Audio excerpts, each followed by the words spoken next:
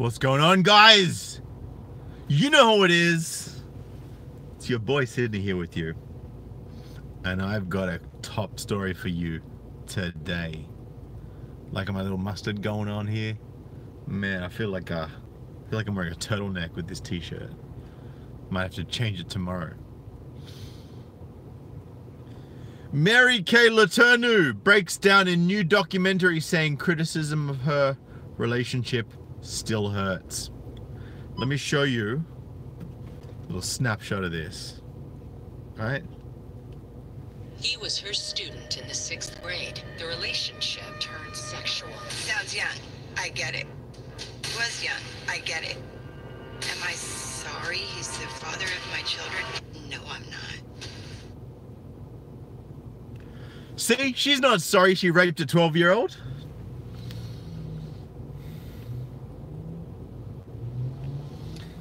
All right.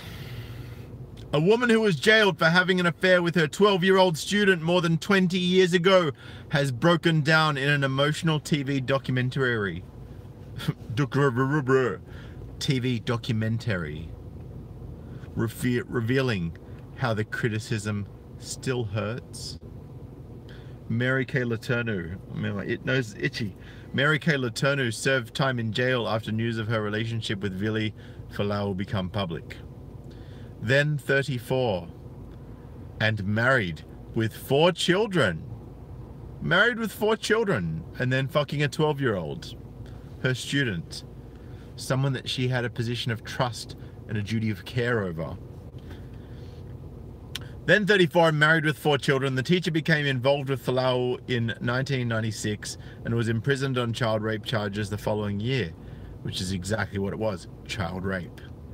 She eventually married her younger lover after she served more than 7 years in prison, and the couple now have 2 daughters together. Isn't that sweet?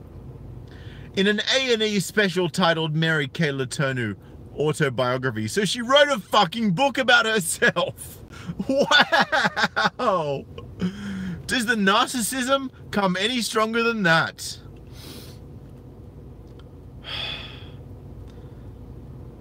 In an A&E special autobiography which aired in the US overnight, she revealed how she still gets hurt by the attention and criticism of her relationship.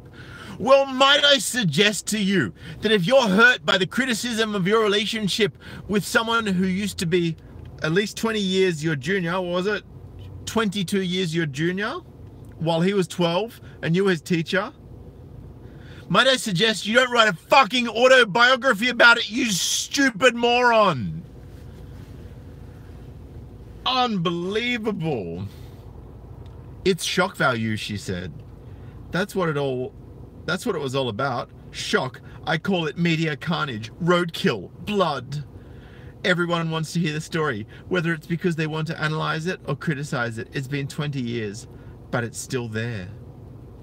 The now 56-year-old said the media's portrayal of their relationship was inaccurate because Folau was either grade age-wise when their relationship began. So she's justifying it by saying that he was old enough. By saying a 12-year-old was old enough to understand what he was getting into with the relationship with a 34-year-old teacher of his.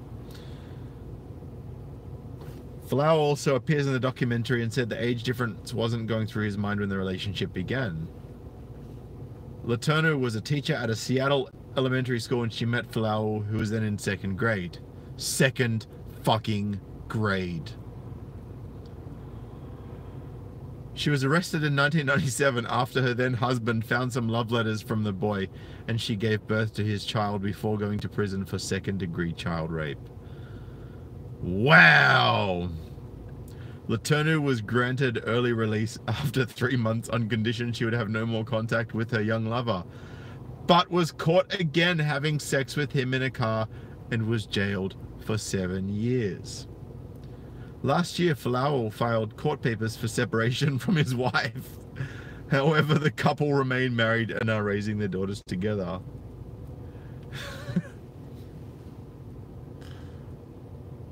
There we go. And that's on a good day. Hang on, it's taking me to Instagram. So that's on a good day. Guys, if you want to check this story out, I've put the link in the description below. Speaking of below, and I'm not telling you to do anything with my janglies, but if you haven't yet, hit that subscribe button. Hit the subscribe button and bang the bell next to it. Oh, by the way, guys, I may have another video coming up this afternoon. I got some juicy stuff for you all, and it's about the army.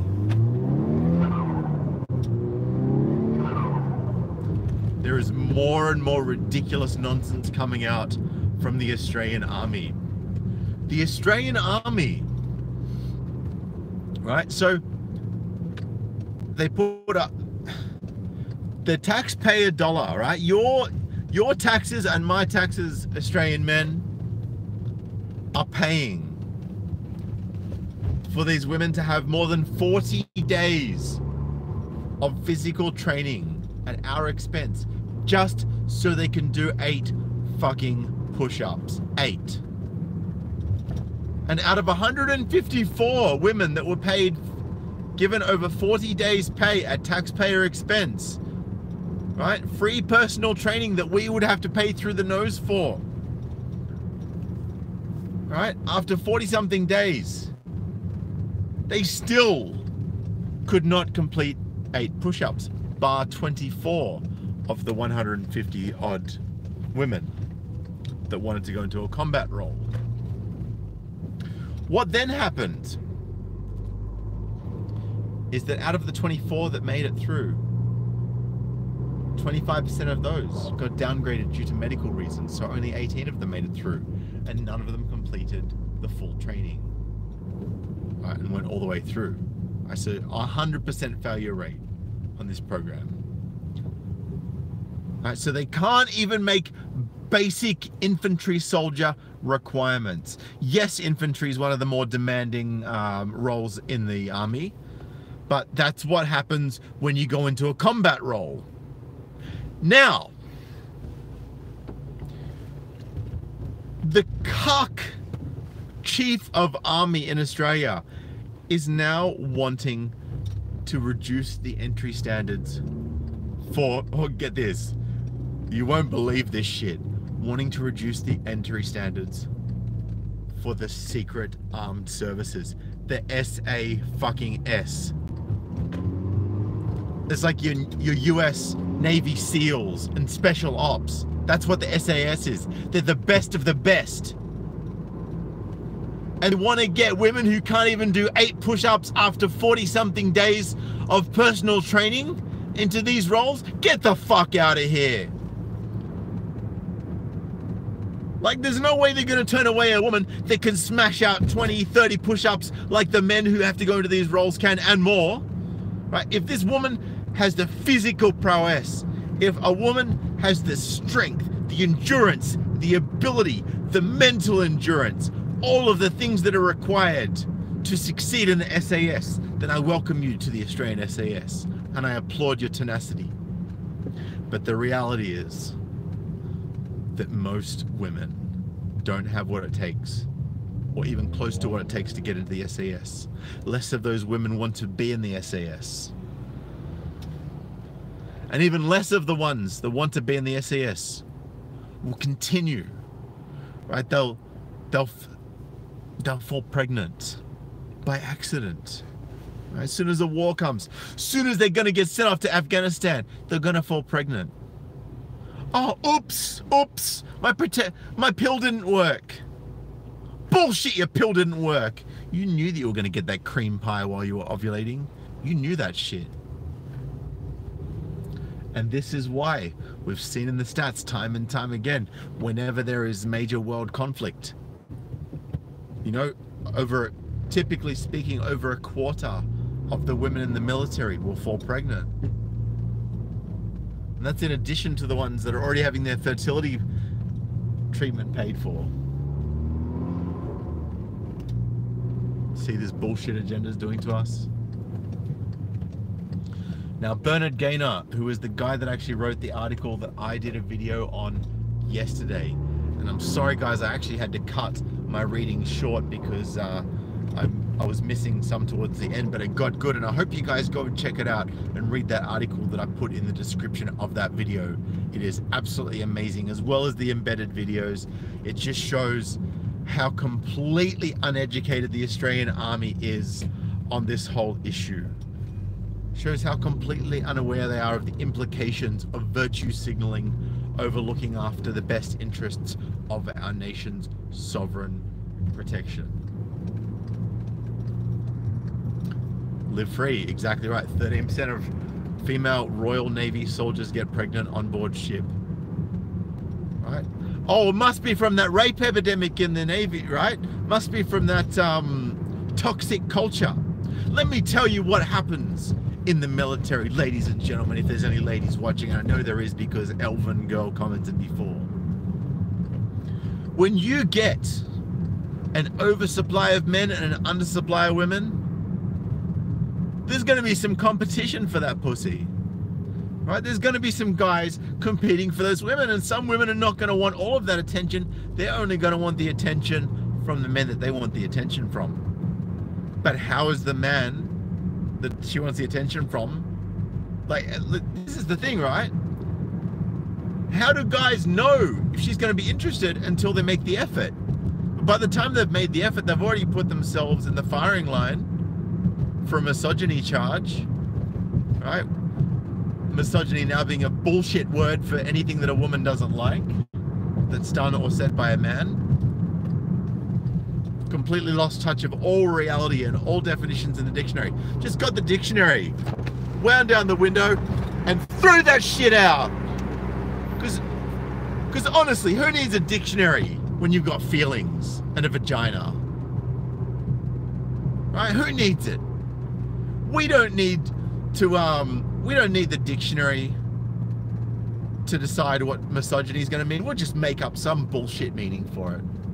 We don't need the dictionary to talk about what feminism actually means. Yeah, we'll just tell people it means equality and then scowl at them and shout them down and call them victim blamers if we disagree.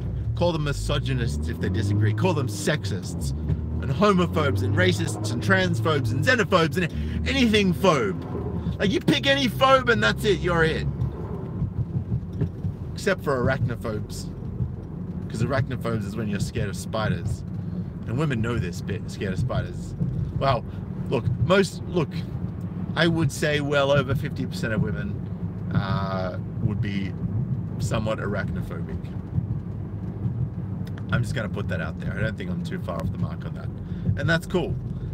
Which leads me to something else, right?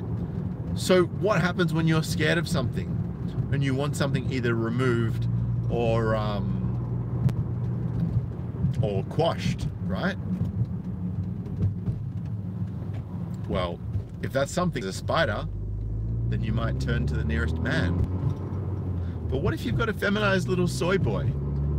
What if that man was raised by a single mother who was a narcissistic feminist? What if that man was raised to be scared, right? Was not raised to be confident, was not raised by another man. And when I say a man, I mean a man. I mean someone who's muscular, who's confident, who's strong, who's steadfast in their mind. A man who is solid and centered within himself. Somebody who's so completely in control and calm and calculated about their next action that nobody will ever question what they're all about, because their actions speak volumes. That's what I mean when I say a man. Right? And these guys have not been, these guys that are afraid of all of these little things were not necessarily raised by men. Yes, some of them were. Some of them have just got an innate fear. But with being raised to be confident and strong and capable comes a certain level of what people would deem to be fearlessness. Let me tell you a little story about Sydney when he was a kid. So when I was a little kid, I still remember on my best friend's 8th birthday at the time, he was actually, his dad worked at the local fisheries, which is basically the hatchery where they breed all the fish and whatnot. There was this big tree, and I found these tiny little steps that I've chipped out just enough so that I could get a footing to climb up it. Right, so I've climbed up the tree, fearless as could be, and then you know, my dad was calling out for me. He goes, he's calling out, "Where are you? Where are you?" I was like, "Up here, Dad." He looks up, and my dad was like, "Fuck." He didn't actually do that, like, but you know, that was what was going through. So what's then happened? Oh shit! I should have merged off this exit. Oh well, whatevs, man. I got more time to chill with you guys. So, you know, my grandfather was actually over from Scotland at the time, because my grandfather's from Scotland, my mum's from Australia, and that's probably where the ginger comes from. Except my mum's the redhead, so go figure, huh? So my grandfather said to me, "Oh, you get back here. You're gonna get a hiding when you get down." I was like, "Oh well, if I'm gonna get a hiding when I get down, then fuck that. I'm staying in the tree." And then my dad had to turn around and say to his dad, "Dad, look, let me handle this." You know, and you know, Dad said, he goes, "Oh, it's all right, son. Look, if you come down now, you're not in trouble." So Sydney climbed down. Right? Pretty simple, right? And that's how men negotiate. It's pretty fucking basic. All right? There's risk and reward. There's incentive and motivation. Right? We're not going to do something we're not motivated to do for some reason, right? So, you know, it's our natural inbuilt protective instinct that would see us maybe jump in to look after someone that we perceive to be more vulnerable than us in that moment, right? Which is where our natural protective instinct for women comes from.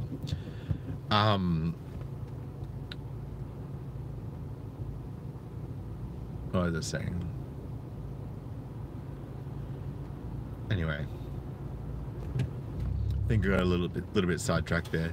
You know, started off talking about this chick raping a 12-year-old, then we got onto the army, and now we're onto this. But you know, it's good. Look, I just wanted to say thank you to all you guys for joining in. I really appreciate it. It's always good to catch up with you all. I'm probably going to bounce in a second because I do want to get home and check out this other video that I've been sent that I will probably be uploading later. What do we got here? What do we got here?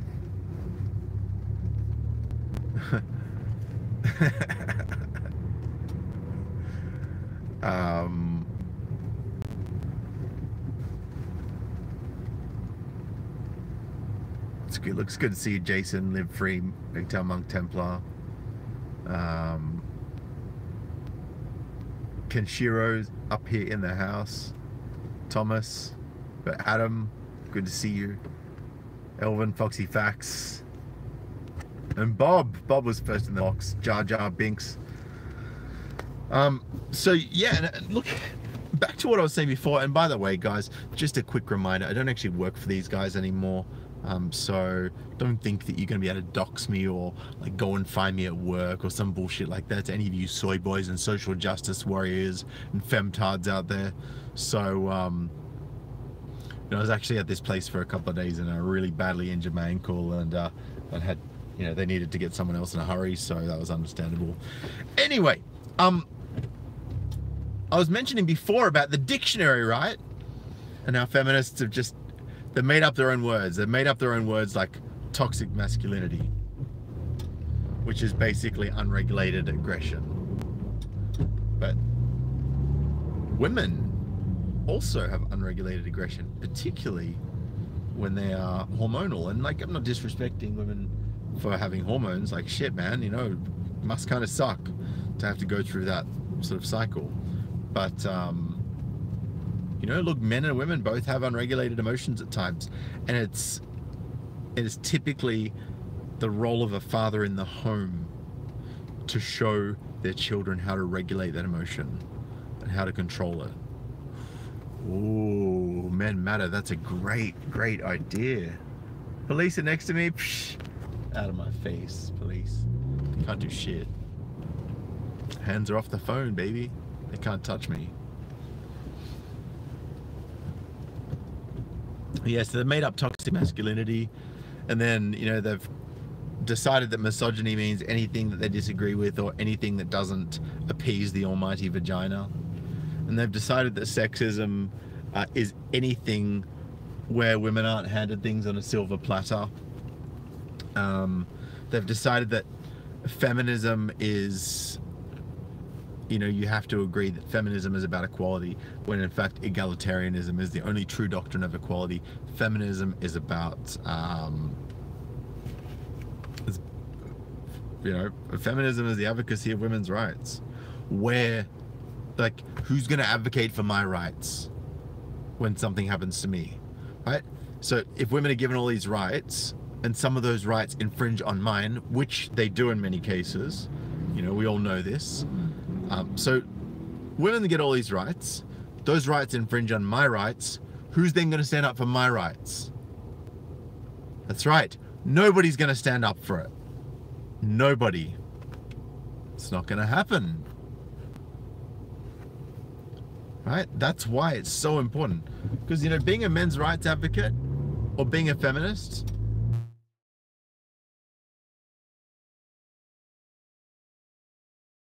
we deserve rights too.